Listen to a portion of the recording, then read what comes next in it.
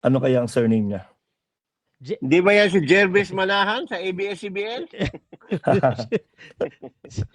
Kasi JM pa iba-iba ng pangalan sa Facebook, may tinataguan yata. Comment ka nga, nagko-comment siya kasi nagpa-podcast siya.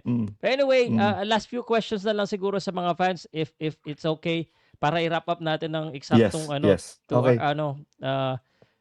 Coach, hindi ako dito. You can choose to pass or not. Ito yung night. If you're still the coach, who would you pick in the last draft? Dilianyo. Best talent. Yeah. I will go for the best talent. You go with the Okay. Yeah, you go for the best talent, and then kung hindi mo kailangan yung nandoon na regular mga players mo, you can ask for other players in the other team na kailangan si Dilianyo, di ba? So yun, but you have to go for the best talent. You have to be wiser and smart. Speaking of Dilianyo, coach, he's our next guest next Thursday. Okay, nice. Oh wow, nice. iba na talaga. Yes, good.